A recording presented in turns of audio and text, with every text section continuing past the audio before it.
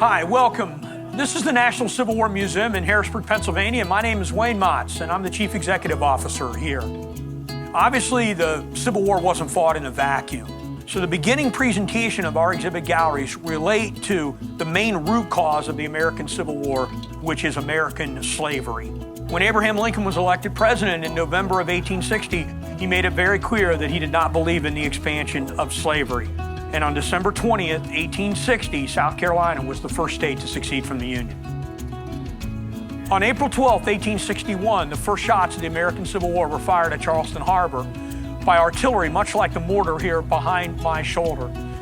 After nearly 2 days of bombardment, the fort surrendered, and the Confederate forces occupied it on April 14, 1861. The photograph behind me is based on an actual photograph taken of Fort Sumter on April 16, 1861, just 2 days after the formal surrender. Fort Sumter was never taken by American forces all the way through the 4 years of the American Civil War. Almost 3 million men fought in a uniform, about 2 million from the north and about 1 million from the south. These are pretty spectacular numbers when you think that the entire population of the United States was only about 30 million people during the time of the American Civil War. In some cases, there were special groups of what we would call sharpshooters, as they could reach out and get targets that over a mile in distance, more than 1,700 yards worth of space.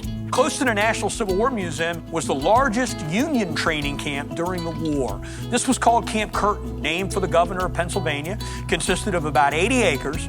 And between 1861 and 1864, it saw 300,000 Union servicemen in the camp.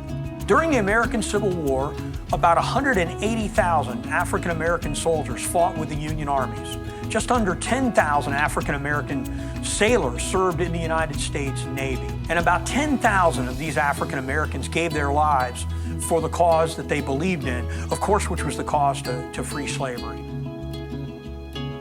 Behind me here at the National Civil War Museum is what we believe is the last and only surviving example of a complete Civil War ambulance. One of the top priorities was to remove the wounded soldiers off the battlefield as quickly as possible and get them to medical care.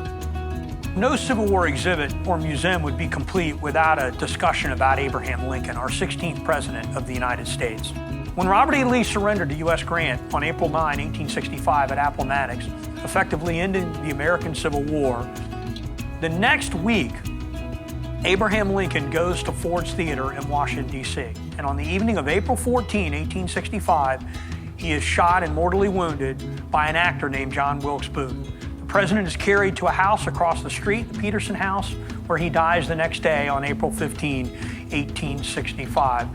We certainly hope all of you will come visit the National Civil War Museum here in Harrisburg, Pennsylvania. The museum is very unique. It's really the only museum in the country that strives to tell both sides of the American Civil War in a complete presentation.